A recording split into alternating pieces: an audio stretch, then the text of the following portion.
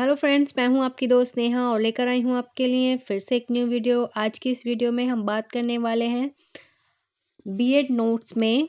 आज हम पढ़ने वाले हैं कलकत्ता आयोग के बारे में, कमीशन। ठीक है, तो इससे रिलेटेड जितने भी वीडियो हैं सभी का लिंक आपको आई बटन में मिल जाएगा या आपको वीडियो के डिस्क्रिप्शन में मिल जाएगा या आप मेरी प्लेलिस्ट भी चेक कर सकते हैं। तो जो लोग भी अभी चैनल पर फर्स्ट टाइम आए हैं, वीडियो फर्स्ट टाइम देख रहे हैं, welcome to my YouTube channel sociology notes, जहां पर आपको मिलती हैं बीएड नोट्स से रिलेटेड प्रॉपर वीडियोस और सोशियोलॉजी नोट्स से रिलेटेड प्रॉपर वीडियोस। तो welcome to my YouTube channel और मेरे यूट्यूब फैमिली में जुड़ने के लिए थैंक यू और वेलकम। तो फ्रेंड्स, चलिए हम स्टार्ट करते हैं अपनी आज की वीडियो। तो जो लोग भी वीडियो देख रहे हैं लास्ट तक देखें, तभी आपको सारी चीज़ें समझ में आती हैं और बीच में मैं ऐसी कुछ इंपॉर्टेंट बातें भी आपको बताती हूँ जो आपकी हेल्प करती हैं आपको। तो जो लोग भी बीएड कर रहे हैं या करने जा रहे हैं, जो कर रहे हैं, उनके एग्ज़ाम्स हैं या जैसे भी बीएड से रिलेटेड है, उन सभी के लिए वीडियोस इंपॉर्टेंट हो सकती हैं, सीटेट, टेट, यूपी टेट, सब में। ठीक है, तो चलिए स्टार्ट करते हैं अपनी आज की वीडियो। तो देखिए, आज हम करने वाले हैं कलकत्ता विश्वविद्यालय आयोग सैडलर कमीशन 1917 से 1919 तक। ठीक है, तो कलकत्ता विश्वविद्यालय के उपकुलपति सर आशुतोष मुखर्जी ने की कलकत्ता विश्वविद्यालय के कुलपति सर आशुतोष मुखर्जी ने की थी इसकी संस्था संस्था उनकी इच्छा थी कि स्नातकोत्तर यानी कि पोस्ट ग्रेजुएट शिक्षण कार्य विश्वविद्यालयों में किया जाए। अतः इस संदर्भ में 14 सितंबर 1917 को स्नातकोत्तर शिक्षण के लिए कलकत्ता विश्वविद्यालय की क्षमता की जांच के लिए कलकत्ता विश्वविद्यालय आयोग की नियुक्ति की गई। इस आयोग के अध्यक्ष लीडर्स थे विश्वविद्यालय के कुलपति डॉक्टर माइकल सैडलर थे। अतः इस आयोग को सैडलर कमीशन कहते हैं। आयोग की जांच का विषय था कि कलकत्ता विश्वविद्यालय की सरकारी परिस्थिति एवं समस्याओं का अध्ययन करना, इसकी आवश्यकताओं और संभावनाओं का पता लगाना और सुधार के लिए सुझाव देना। आयोग को मुख्यतः कलकत्ता विश्वविद्यालय की जांच करने के लिए नियुक्त किया गया, किंतु किसी तुलनात्मक दृष्टि से अन्य विश्वविद्यालयों की जांच करने का अधिकार भी प्राप्त कर लिया गया किंतु किसी तुलनात्मक दृष्टि से अन्य विश्वविद्यालयों की करने का अधिकार भी प्राप्त कर लिया गया तथा इसके साथ साथ शिक्षा के अन्य अंगों की जांच करने का अधिकार भी प्रदान किया गया। आयोग ने 17 माह तक अध्ययन कर 1919 में सरकार को अपना प्रतिवेदन या रिपोर्ट पेश की। इस रिपोर्ट में आयोग ने कुछ सुझाव दिए। आयोग ने माध्यमिक शिक्षा को उच्च शिक्षा का मुख्य आधार मानते हुए सुझाव दिए। माध्यमिक शिक्षा से संबंधित सुझाव। नंबर 1, प्रत्येक प्रांत में माध्यमिक शिक्षा बोर्ड की स्थापना की जाए। इन बोर्डों में सरकार, हाई स्कूल, इंटर, कॉलेज और विश्वविद्यालयों के प्रतिनिधि हों। इन्हें माध्यमिक स्कूलों की मान्यता देने, उनका निरीक्षण करने और उन पर नियंत्रण रखने का भार सौंपा जाए।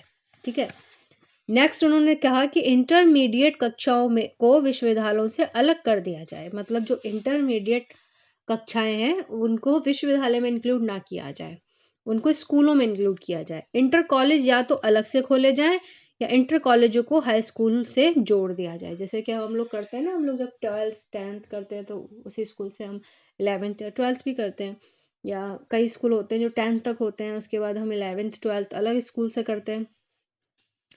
ठीक है, तो इंटर कॉलेज या तो अलग से खोले जाएं या इंटर कॉलेजों को हाई स्कूल से जोड़ दिया जाए। इंटर कॉलेजों में कला, वाणिज्य, विज्ञान और व्यावसायिक शिक्षा की व्यवस्था की जाए। माध्यमिक स्कूलों में अंग्रेजी और गणित को जोड़कर अन्य सभी विषय मातृभाषाओं के माध्यम से पढ़ाए जाएं। जो वहाँ की लैंग्वेज हो वहां से उसकी लैंग्वेज से पढ़ाए जाएंगे। ठीक है, फिर हमारा है विश्वविद्यालय संबंधी सुझाव दिए गए। क्या सुझाव दिए गए? विश्वविद्यालयों को सरकारी नियंत्रण से मुक्त किया जाए, उन्हें हर क्षेत्र में स्वायत्तता प्रदान की जाए, मतलब वो सेल्फ डिपेंडेंट हो। विश्वविद्यालयों को माध्यमिक शिक्षा के उत्तरदायित्व से मुक्त किया जाए, उनका कार्यभार कम किया जाए। विश्वविद्यालयों को माध्यमिक शिक्षा के उत्तरदायित्व से मुक्त किया जाए, उनका कार्यभार कम किया जाए और विश्वविद्यालयों के प्रशासन संबंधी नियम सरल और स्पष्ट किए जाएं। विश्वविद्यालयों के प्रशासन संबंधी नियम सरल और स्पष्ट किए जाएं। ये डबल वार क्यों लिखा हुआ है? विश्वविद्यालयों के आंतरिक प्रशासन के लिए, क्योंकि उस टाइम हमारी जब मैम हमें बीएड के नोट्स करवाती थी तो वो बहुत स्पीड में बोलती थी, तो हम लोग लिखते चले जाते थे, बस यही नहीं देखते थे कि हमने क्या लाइन डबल वाला लिख दी या नहीं, फटाफट लिखते थे लेक्चर। विश्वविद्यालयों के आंतरिक प्रशासन के लिए सीनेट ने स्थान पर कोर और सिंडिकेट के स्थान पर कार्यकारिणी परिषद का गठन किया जाए। विश्वविद्यालयों के कुलपतियों का पद वैतनिक किया जाए, वैतनिक है ना। विश्वविद्यालयों में स्नातकोत्तर शिक्षण और शोध कार्य की उचित व्यवस्था की जाए। वेतनिक मतलब उनकी पेमेंट निर्धारित की जाए। स्त्री शिक्षा, कलकत्ता विश्वविद्यालय में पर्दासीन युवतियों की शिक्षा की व्यवस्था की जाए जिसमें महिलाएं उच्च शिक्षा अधिकार से वंचित न रहें। आयोग ने महिला शिक्षा की उचित व्यवस्था हेतु स्त्री शिक्षा का विशिष्ट बोर्ड की स्थापना की। जैसे कि आयोग ने देश में शिक्षक शिक्षा को प्रोत्साहित करने के लिए स्नातक स्तर के पाठ्यक्रम में शिक्षा शास्त्र विषय को सम्मिलित करने का सुझाव दिया। मुस्लिम छात्रों को शिक्षा के लिए विशेष रूप से प्रोत्साहित किया जाए। शिक्षक प्रशिक्षण विद्यालय खोले जाएं। यद्यपि आयोग में अन्य गुण थे परंतु इसमें कुछ दोष भी विद्यमान थे, परंतु उसके अपने सुझावों से विश्वविद्यालय शिक्षा में जो परिवर्तन किए वे अत्यंत महत्वपूर्ण थे। ये सुझाव इतने मूल्यवान थे कि आगामी 30 वर्षों में उसके प्रतिवेदन के पक्के पलटकर समय समय पर सूचनाएं प्राप्त की, मतलब बार बार वो यूज हुए। ठीक है। वैध शासन यानी कि अधिनियम 1921 लागू होने से भारत में वैध शासन प्रणाली का प्रारंभ हुआ।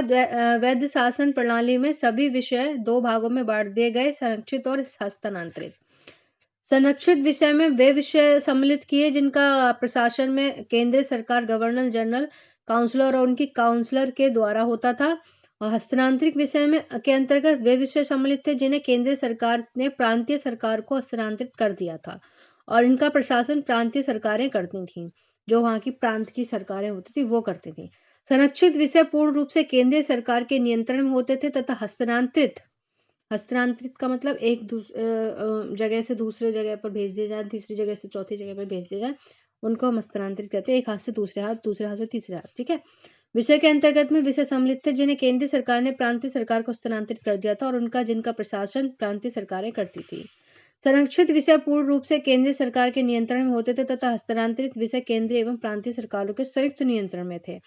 इसीलिए इस शासन प्रणाली को वैध शासन प्रणाली कहा जाता है। इस अधिनियम में शिक्षा को हस्तांतरित विषयों में रखा गया था, परंतु केंद्र शासित प्रदेशों की व्यवस्था, केंद्र द्वारा स्थापित बनारस, अलीगढ़ व दिल्ली विश्वविद्यालयों की व्यवस्था और यूरोपीय बालकों की शिक्षा की व्यवस्था की संरक्षित विषयों के अंतर्गत रखा गया। संरक्षित विषयों के अंतर्गत रखा गया। ठीक है।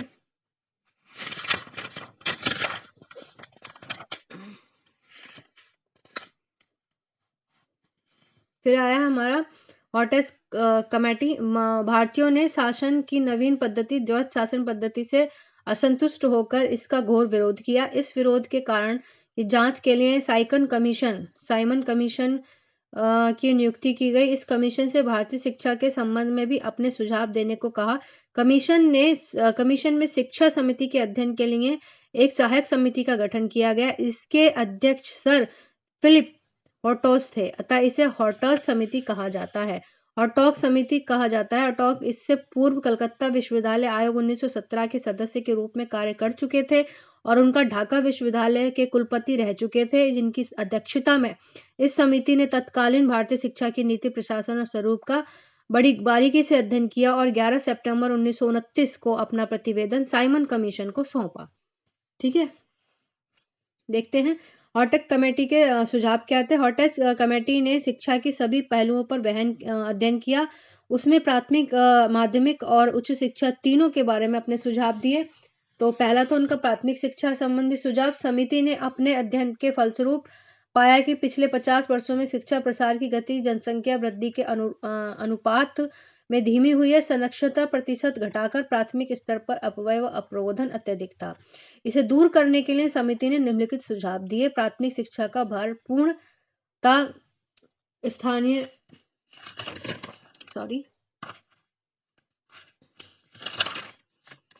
तो फ्रेंड्स, प्राथमिक शिक्षा संबंधी सुझाव, इससे आगे के नोट्स इसमें अनकम्प्लीट हैं तो वो मैं नेक्स्ट वीडियो में कंप्लीट कराऊंगी।